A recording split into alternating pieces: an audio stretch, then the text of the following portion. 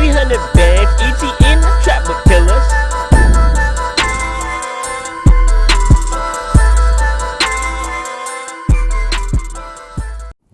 Welcome to episode 5 of Barely Buzz. I'm your boy T. Scotty. Today we got a special guest. My man's right here from Government Muscle. I'm gonna let him. I ain't gonna take the glory. I'm gonna let him go ahead and explain his company and give us a little quick rundown before we get into buzzing. Well, first off, I appreciate y'all. This is an honor just to invite me out. But when you say the glory, before we do anything, we got to give the glory to God, because He's the one that brought us here and brought us together to even give us the thought to even transpire, to even want to start a brand, a business, anything like that. All right. But that is me. I am him. You know, I'm Government Muscle, Mr. Motivation. For you all that know me since grammar school, John Davis, just don't call me BraBra. Minister Davis, you know, that's what I aspire to be, but I am Government Muscle. Well, tell us a little bit, like, because one thing that caught my eye when I first saw your company, and like what made me buy into the brand, was like this logo. Can you tell us how you got the logo? I'm a gorilla. I feel like I'm a gorilla. I mean, I'm a gorilla in the jungle. I mean, but for the most part. But you're not big like him, bro. He big. You You're know, not. But that's what Government Muscle for. It's No, you know what? I'm not even big as the shirt, and I drink a lot of water and I walk slow. You just told me I was old, so now in my old age I'm walking slow. But now with the rest in peace to a good friend of mine, Sweet Science Chef. He was like the battery in my back. And I'm gonna tell a quick story. Yeah, that's the second time I heard it. He said that, bro. And that's like yeah. one of the hardest fucking phrases I've ever heard in my life. What's that? Battery in my back. Battery in He my said back. that about his son. Yeah. You know, A couple episodes back. man, I'm long-winded. I'm gonna let y'all know. So I hope you got the battery over there. But a good friend of mine. Well, first off, the name came from Government Muscle. You know, through the grace of God, going on 16 years, I was blessed with the opportunity to join the Navy. You know, so what we say is not a representation of the Navy, but at the end of the day, you know, those are the individuals that do pay me. So I did recruiting from 2009 to 2012, and I used to remember coming through in the government vehicle, and the same neighborhood I grew up in. The same neighborhood I grew up in. I used to jump out, and you know that's what I did my most good at, because the same old ladies that used to call the police on me was calling my phone to put their grandkids in the Navy now. You know. That's I dope. had a couple friends of mine. They was like, man, here come, you know, BraBra, man. He the muscle for the government. You know what I'm saying? Like, you know, the police would ride past, you know, and they wouldn't say anything or do anything because I had the uniform on and they knew what I represented. You know, so man, that's BraBra. He the muscle for the government, and it just stuck with me. Later on, went back to the fleet in the Navy, Norfolk, Virginia. A good friend of mine, rest in peace his soul, Sweet Science Chef. He put the battery in my back, and I remember it like it was yesterday. You know. Us being culinary specialist cooks, we were doing the PIT, you know, our fitness test, y'all know, and he passed out on us. You know, we run the PIT, and I was, you know, I finished mine, so I turned around, you know, to motivate him, so I run back and I'm running with him. After the PIT, you know, we do the mile and a half, he just passes out. So everybody looking for Big Phil, man, what Big Phil at? What Big Phil at? Literally, they had rushed him to Portsmouth Hospital, medical hospital, in which later on he found out that he was diabetic. So, you know, he was telling me, you know, me and him, you know, again, you know, we had intimate conversations. This is a real good friend of mine, and you know, I know he's looking down on me in every, you know, venture that I do and just decision that I make, because, like I said, you know, that was my right hand man, and he was telling me, you know, when he found he was a diabetic, he was like, man, I don't want to live, you know, I don't want to go through this, and it just hurt. And I told him, I said, man, I got you. You know what I'm saying? We gonna get through this. And when I say we, I said it with a big W and a big E, because that's what we do. We build each other up. Right. We don't break each other down. So I said, man, I got you. And I kid you not, man, he believed in me. I showed him that I believed in him. And within a month, man, I had him putting up 325. You know, he had trying to be like that. he had his diabetes under control. He was doing well. You know, he was smiling every day, and through the grace of God, he wanted to live again. And I taught him and I showed him how to take care of himself through physical fitness. You know what I'm saying? And he was telling me one day, he like, man, you know, you in the gym, you lifting 500 pounds, man, you doing this, you doing that. You know, you just need someone to see you, man. You need exposure. I'm like, man, I don't even know how to work Instagram, let alone the iPhone. So he like, man, you know, you just need that exposure. You know, he was doing his catering business because his passion was cooking. My passion is fitness and inspiring people. You know, I'm a big talker, big speaker. That's what they call me. I feel So that, Was he out the Navy at this he time? was still in the Navy. He was Okay. still in the Navy, but again, you know, when he found he was a diabetic, he was a lot of different treatments they had him going on and going through and stuff like that. You know, and he was telling me like, man, you know, you need exposure, man. You gotta get your Instagram, you gotta get your Facebook. You know, he like, man, you lifting 500 pounds, you doing this, you doing that, man. It's famous people, bodybuilders, and I never got into bodybuilding. That never was a dream of mine. I do respect the sport, but you know, I never got into it. But it's something about the fact of what you can do psychologically when you get in tune with yourself to transform your body to be the best. I feel that, man. So he got me set up with an Instagram and a Facebook, and you know, I'm not gonna say it's an idol, but because we are grown men, and I think that we all are created in the image of Christ, and we are gods, our body, our temples. But I do have someone that I look up to as far as, you know, in the bodybuilding industry and the entrepreneurial industry and physical fitness, and that's Mike Rashid. And I kid you not, the first day that Phil set my Instagram up, I posted a picture, and Mike Rashid liked the picture.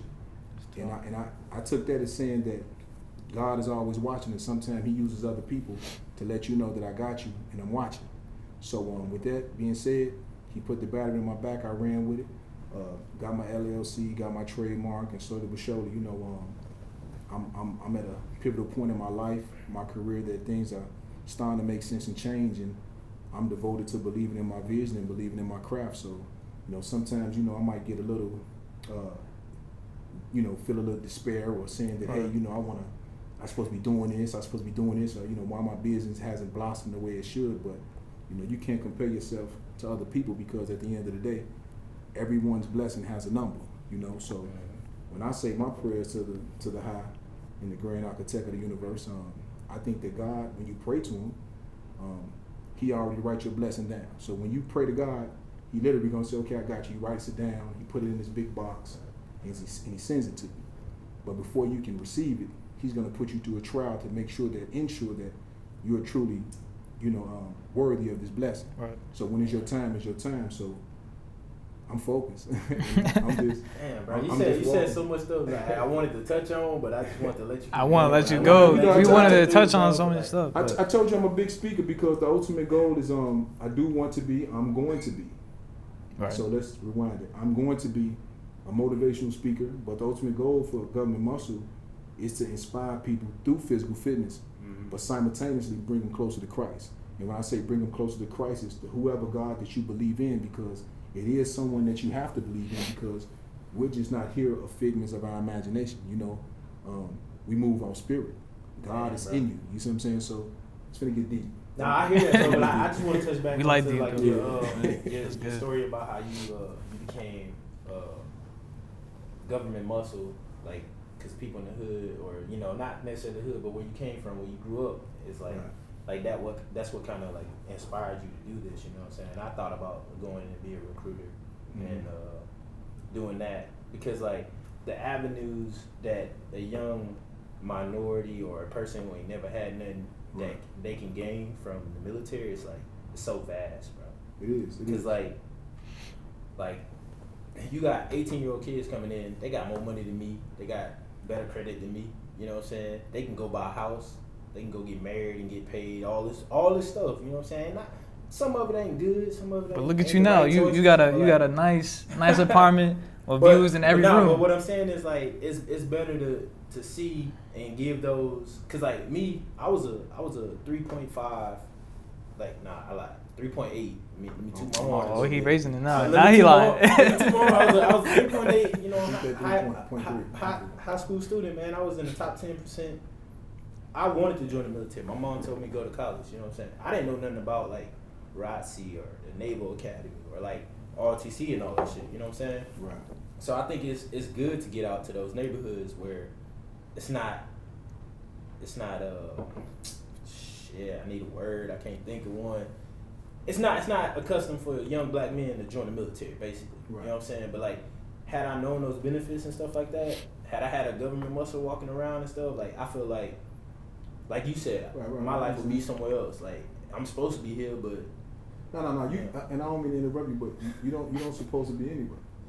I feel that you're supposed to be where you're at, and then in due time you're gonna be where you're supposed to be. And I think that us as a culture, you know, we can call it the hood, but subconsciously we have to get out that way of thinking because, you know, if we knew better, we'd do better. So you have to think about all the friends that you left behind. And I remember my mom telling me one time, and you know, she's from Mississippi, but I was born and raised Chicago, the West Side, and she told me, she said, if you're not losing friends, you're not growing.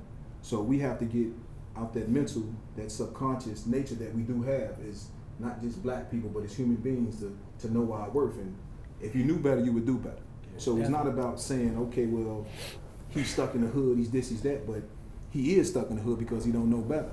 So how can you expect him to do better? Yeah, that's something I touch on a lot. Yeah, you know, like, so if you don't get out that environment, how can you see something else to be better or different? And you're right, but that's the difference between, that's what you call fear. You know, a lot of people don't know, but that's fear. The fear of success, the fear of change. You know what I'm saying? There's a lot of people. But like sometimes it's the change. Opportunity and the experience don't come. You know what I'm saying? It ain't necessarily the fear. Like, I disagree. Go ahead, y'all chime I in. I think if you speak into existence, I think you feel me? You said it's not, you know, it's the opportunity. Mm-hmm. I think you pray and you make your opportunities. I think that everyone on the face of this earth, you know, 10 toes down. If you have 10 toes, if you have, you know, breath, if you're able to, if you're capable to, you got young men. I just watched a YouTube video of a young man that had one arm and he was dunking on people, shooting free 3-points. So you make your opportunities. And just like the dude in the NFL with the, you make your opportunities. So you had a twin brother. I mean, his dad didn't, you know, treat him no different than his brother. And he made his opportunity. So you can't say, well, everybody has opportunity. Nah, you got to go get it, sure. I mean, I feel like I respect that. You got to eat. Yeah. So you gotta believe in what you want to do with your life to succeed. You know what you. Nah, but like, I mean, honestly though, back to the government muscle, like, there's so much potential and growth in this. Like, the inspiration. Gersey been trying to get you on this right every day. Let me tell you, every day I hit up this man. No. Like since before, supposed to be number one. Since before we put the team together, Gersey been trying to get you here, get on your team. You know what I'm saying? Guess like what? He is on the team. All of us on the team. But no. Guess finally what? Got you here. I'm gonna make you laugh because I told him, I said, as long as I have a lining, I got to have a haircut. So I said, if I can get a haircut, I will be there. Man, you see me? I got a hat on. I know, but you know, it's just I got a big head. So I got a big head. His head too big for hats, man. Yeah, my head too big, but my body caught up. Because I remember, you know, my grandmother. I got a grandmother named Miss Greenfield. Everybody know her growing up on Fulton, Cicero, Laverne, and she had a candy store. Rest in peace, her soul. And me and my cousin Carl, rest in peace, his soul. She was a candy lady. She was a candy lady. Who? Coke cups. We call them icy cups. Where you put the Kool-Aid in and you flip it? No. We had icy cups. We had Fruities, Chews. You know, we had the straws. Y'all don't know about the straws. You know, the shoestrings. You on that 25 cent icy cup. Yeah. Did you ever put Kool-Aid and sugar in a plastic bag and just got your own pixie stick? Your hand be red or blue. I never did that. Hey, I never did that. We used to do that all the time back home. But they used to call me Airhead because my head was the same size since I was a kid. So I just started getting big. But yeah, they used to call me Airhead. Me and my cousin Carl, that was our favorite candy. Airheads. Like every day we used to eat them. So that's what's up.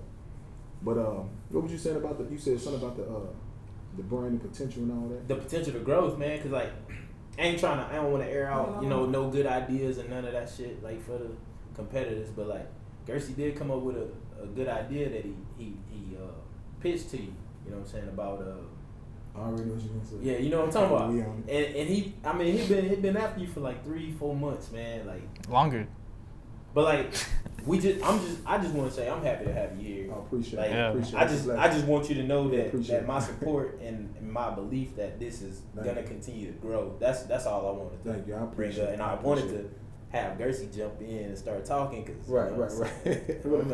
My man is amazed right now. He's just like, I'm happy to be here, man. I appreciate it. I'll tell you, man, because even when we first met, you know what I'm saying, I remember how he came up to me, we talked, and I'm just like, man, whatever you with, I'm with. And, his vision and his thoughts and what he want to do with his, his brand and just everything about him being a businessman. I'm like, man, I'm up with it, shorty. It's just all about, crossing the T's and dotting the I's. So it's an honor to be here. And like I said, again, it wasn't me trying to put you all on hold. I would never do that, you know what I'm saying, because we support each other.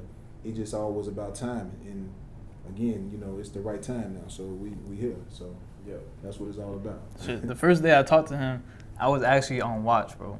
I remember I had the gun and everything. He had a Went gun. over to the other shit. He rolled up on me with a gun. Shout out to him. He had a gun. He cornered me with a gun.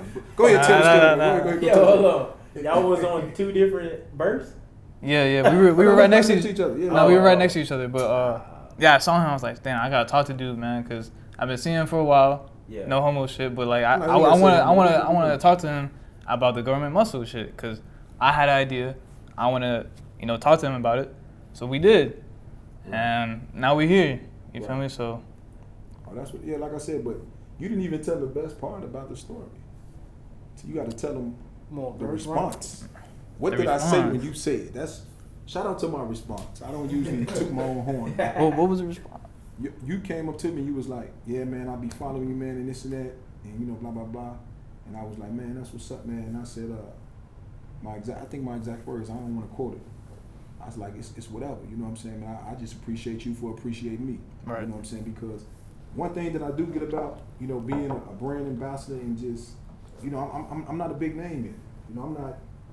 I'm not. I saw your potential in it, because that's where I wanted to be. Yeah.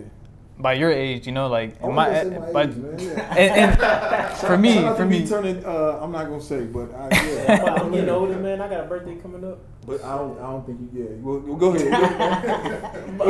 Nah. But so I always look in the future, and I always like, shit, what am I going to be in 10 years? You feel me? So I was looking into you, like, yo, that's what I want to be in 10 years. I want to be, inspirational. I want to talk to others, and turn their minds around. Exactly.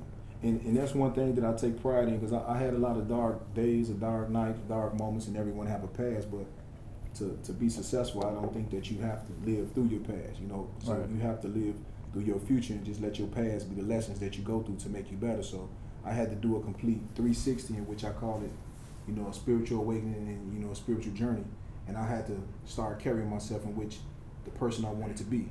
And what I mean by that is That's that real, bro. if I want to be someone like you just said, and I appreciate that. That was Right.